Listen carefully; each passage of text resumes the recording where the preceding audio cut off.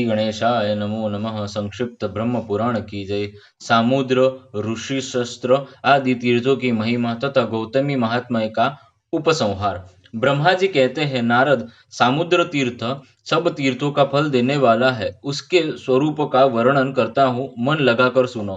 गौतम के विदा करने पर पापनाशिनी गंगा जब तीनों लोकों का उपकार करने के लिए ब्रह्मगिरि से पूर्व समुद्र की ओर चली, तब मार्ग में मैंने उनके जल को लेकर कमंडलू में धारण किया। परमात्मा शिव ने उन्हें मस्तक पर चढ़ाया। वे भगवान विष्णु के चरणों से प्रकट हुई है। ब्रह्म श्री गौतम ने मर्त्यलोक में उनका अवतरण कराया है। वे स्मरण मात्र से सब पापों का नाश करने वाली है और गुरुओं की भी गुरु है। समुद्र ने जब उन्हें अपनी ओर आते देखा, तब मन ही मन विचार किया, जो संपूर्ण जगत की वंदनीय और सबकी ईश्वरी है, जिन्हें ब्रह्मा तथा शिव आदि देवता भी मस्तक झुकाते हैं, उनके स्वागत में मुझे कुछ दूर आगे तक जाना चाहिए, नहीं तो मेरे धर्म में दोष आएगा। जो अपने घर आते हुए महापुरुषों के लेने के लिए मोहवश स्वयं उपस्थित नहीं होता, उस पापी की रक्षा करने वाला दोनों लोकों में कोई नहीं है। यो विचार कर समुद्र मूर्तिमान हो हाथ जोड़े विनीति भाव से गंगा जी के समीप आया और इस प्रकार बोला, देवी, तुम्हारा यह जल जो आकाश पाताल और मर्त्यलोक में फैला हुआ है, मुझ में आकर मिले। इसके लिए मैं कुछ नहीं कहूंगा। मेरे भीतर रत्न, अमृत, पर्वत, राक्षस और असुर रहते हैं। इनको तथा अन्य भयंकर जलन जंतुओं को भी मैं धारण करता हूँ। मेरे जल में लक्ष्मी सहित भगवान विष्णु सदा शयन करते हैं। इस चराचर जगत में मेरे लिए कुछ भी असंभव नहीं है। मैं तुम्हारे स्वागत में यहाँ तक आया हूँ। जो अपने से बड़े आने पर अहंकारवश आगे बढ़कर उसका स्वागत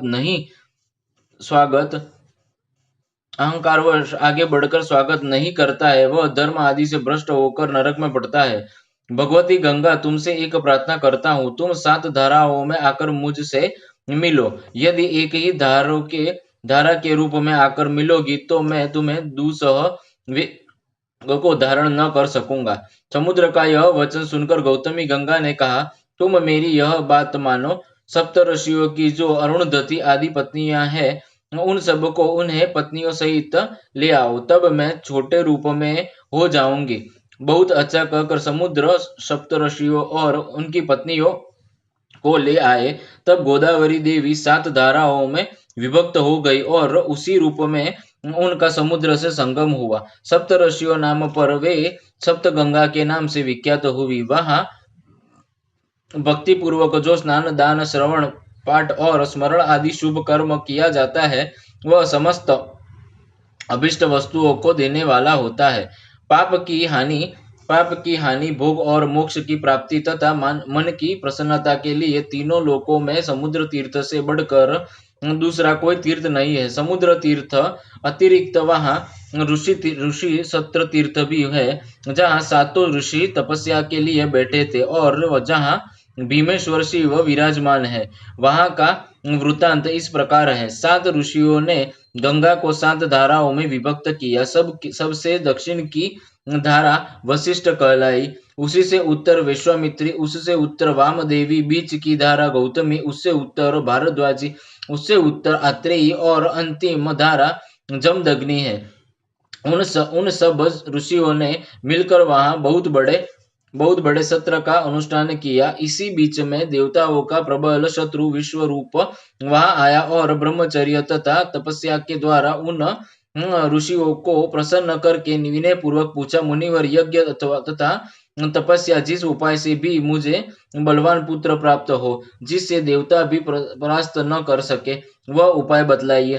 तब परम बुद्धिमान विश्वामित्र ने कहा, तात, कर्म से नाना प्रकार के फल प्राप्त होते हैं। 3 कारणों में कर्म ही पहला कारण है, दूसरा कारण कर्ता है तथा तीसरा कारण अंतरग्न, उपादान और बीज आदि अन्य उपकरण है। उपादान और बीज को विद्वानों ने कर्म नहीं माना है।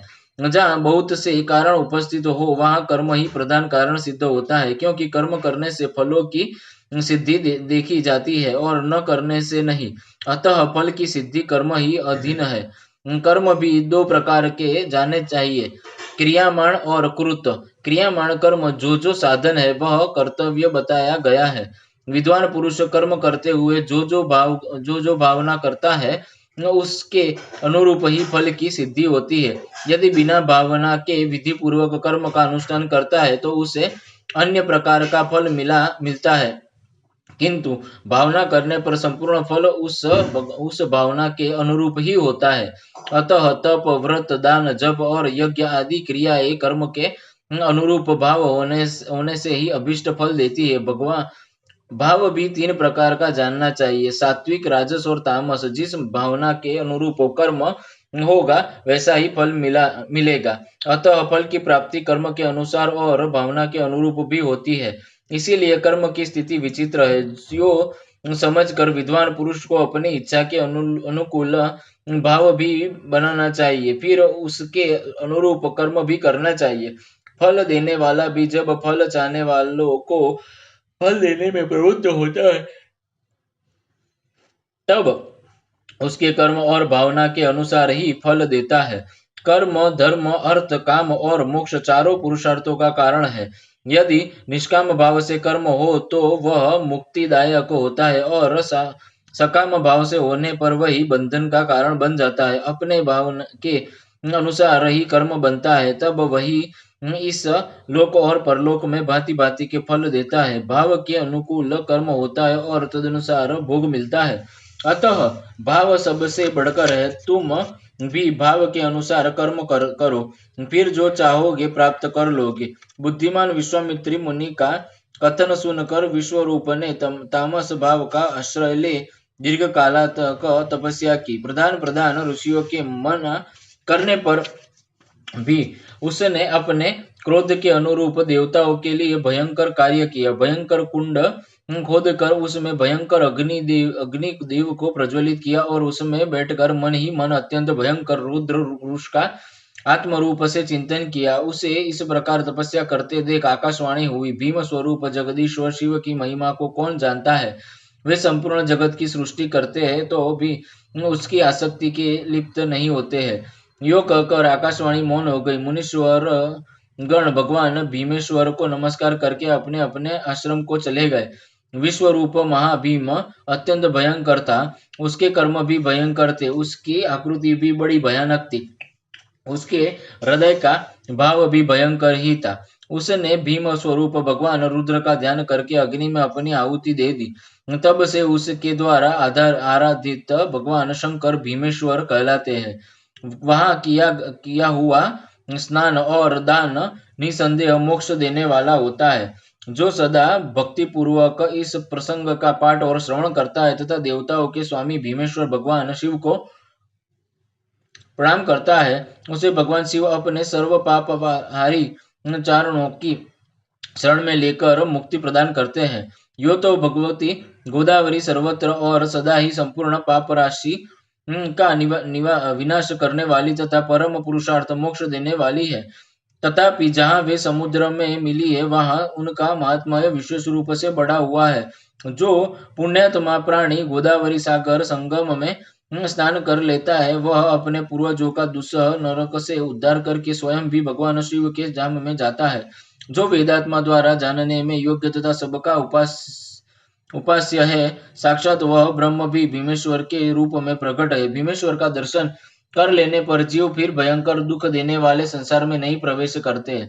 देवताओं के भी वंदनीय गंगा जब समुद्र में मिली तब संपूर्ण देवता और मुनि उनके पीछे पीछे स्तुति करते हुए गए।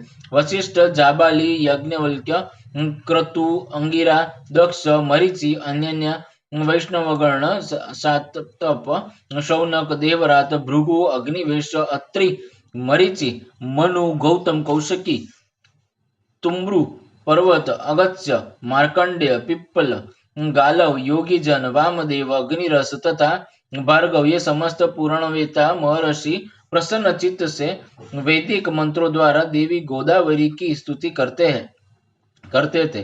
गोदावरी को समुद्र में मिली हुई देख भगवान शिव और विष्णु ने भी मुनियों को प्रत्यक्ष दर्शन किया। देवताओं और पितरों ने भी सबकी पीड़ा दूर करने वाले उन दोनों देवताओं को दर्शन और स्तवन किया।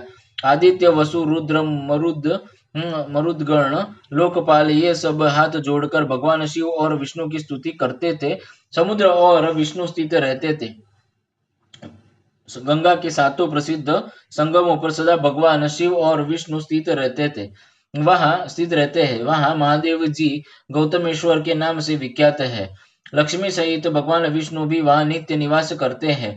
मैंने जो वहां शिव की स्थापना की है वह शिवलिंग ब्रह्मेश्वर के नाम से प्रसिद्ध है। देवताओं सहित मैंने अपने लिए कारण उपस्थित होने पर संपूर्ण लोकों के उपकार के लिए भगवान विष्णु का भी स्तवन किया था। वे विष्णु वहां चक्रपाणी के नाम से विख्यात है। वही इंद्र तीर्थ भी है और उसी हयग्रीव तीर्थ भी कहते हैं। वहां सोम तीर्थ भी है जहां भगवान शिव सोमेश्वर के नाम से प्रसिद्ध है। एक समय इंद्र ने बड़े बड़े यज्ञों द्वारा मेरी आराधना करके मेरे प्रसाद से अपना मनोरथ सिद्ध किया था।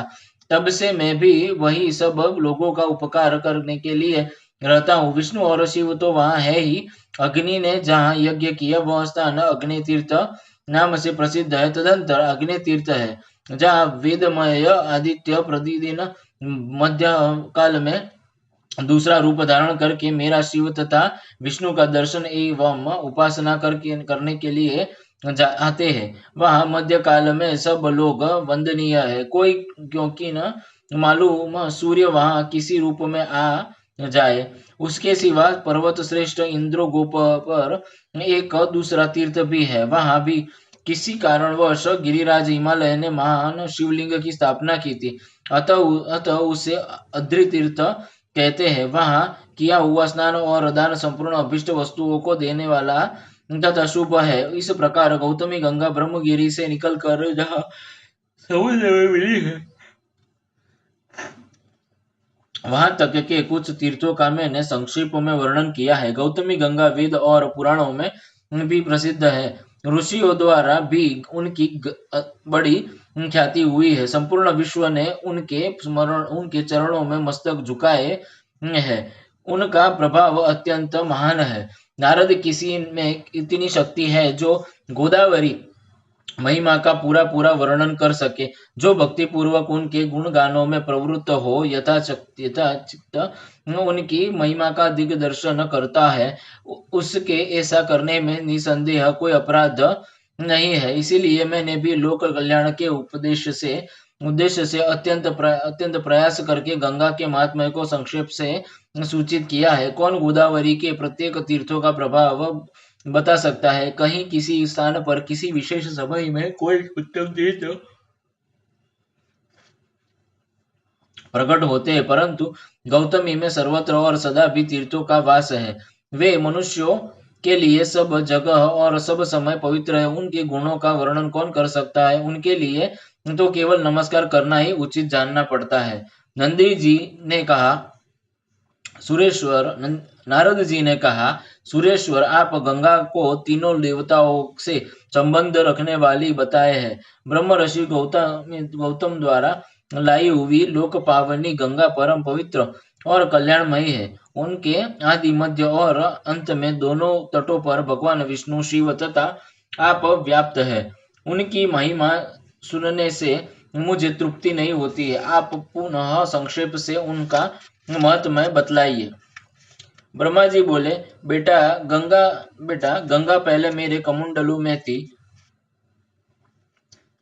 फिर भगवान के चरणों में प्रकट हुई। उनके बाद महादेव जी के जूट में निवास करने लगी। महर्षि गौतम ने अपने ब्रह्म तेज से प्रभाव से यत्न पूर्वक भगवान शिव की आराधना की, जिससे वह ब्रह्मगिरी पर आई और वहां से चलकर पूर्व समुद्र में जा मिली। भगवती गोदावरी सर्व तीर्थमयी है। वे मनुष्यों को मनोवांछित फल देती है। उनका प्रभाव सबसे बढ़कर है। मैं तीनों लोकों में कोई भी तीर्थ गोदावरी से बड़ा नहीं मानता। उन्हीं के प्रभाव से मन की सारी अभिलाषा पूर्ण होती है। आज भी उनकी महिमा यथावत वर्णन कोई नहीं कर सकता। सब लोग भक्ति से सदा उनकी वंदना करते हैं। वे समस्त वस्तु साक्षात ब्रह्मवेता है। नारद, मुझे तो यही सबसे बढ़कर आश्चर्य की बात जान पड़ती है कि मेरी वाणी में गंगा के गुणों का वर्णन सुनकर भी तीनों लोकों में रहने वाले सब प्राणियों की बुद्धि उन्हीं की ओर क्यों नहीं लग जाती। नारद जी ने कहा, भगवान, आप धर्म, अर्थ, काम तथा मोक्ष के ज्ञाता और उपदेशक है। आपके वचनों में रहस्यों सहित छंद, वेद, पुराण, स्मृति और धर्मशास्त्र आदि समस्त वाङ्मय प्रतिष्ठित है। अतः आप बताइए, तीर्थ, दान, यज्ञ, तप, देव पूजन, मंत्र जप और सेवा में सबसे श्रेष्ठ क्या है? भगवान, आप जैसा कहेंगे वैसा ही होगा, उसके विपरीत कोई बात नहीं हो सकती। अतः मेरे इस संशय का निवारण कीजिए। ब्रह्मा जी बोले, नारद सुनो, मैं रहस्यमय उत्तम धर्म का वर्णन करता हूँ। 4 प्रकार के तीर्थ है और 4 ही युग है। 3 गुण, 3 पुरुष और 3 ही सनातन देवता है। स्मृतियों सहित वेद 4 बताए गए हैं। पुरुषार्थ भी 4 ही है और वाणी के भी 4 ही भेद है। जो सब समान है, धर्म सर्वत्र एक ही है, क्योंकि वह सनातन है। साध्य और साधक के भेद से उसके अनेक रूप माने गए हैं। धर्म के 2 आश्रय है, देश और काल। काल के आश्रित जो धर्म है वह सदा घटता बढ़ता रहता है।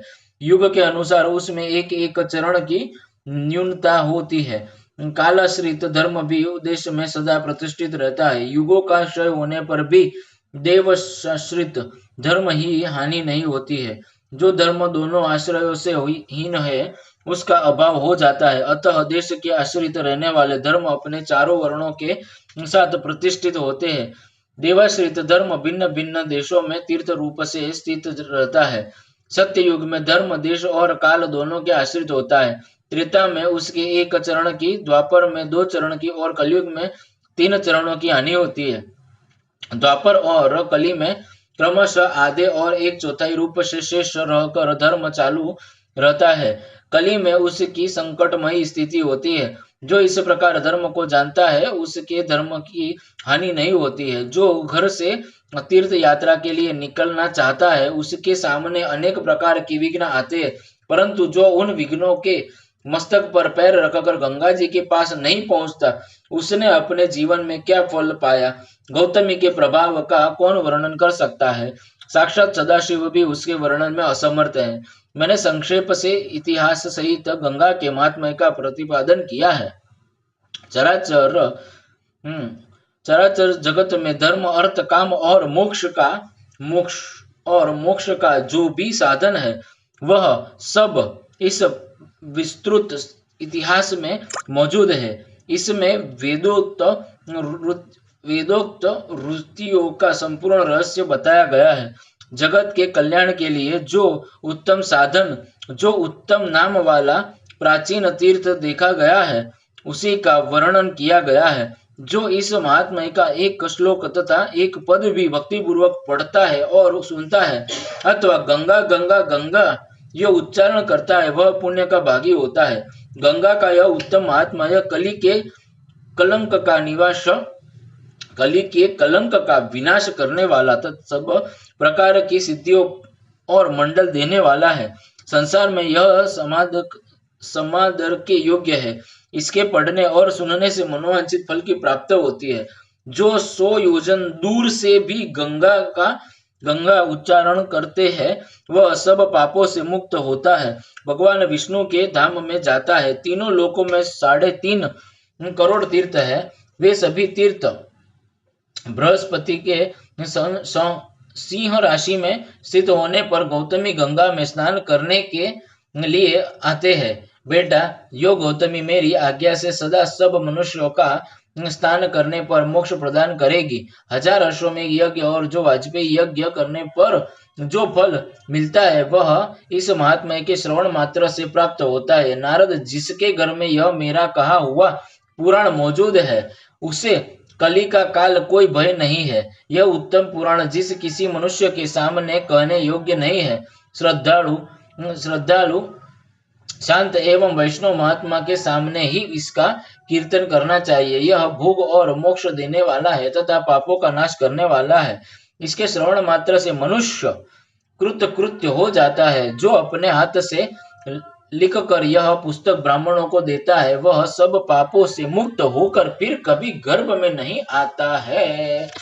श्री कृष्णाय अर्पणमस्तु, श्री कृष्णाय अर्पणमस्तु, श्री कृष्णाय अर्पणमस्तु, श्री कृष्णाय अर्पणमस्तु।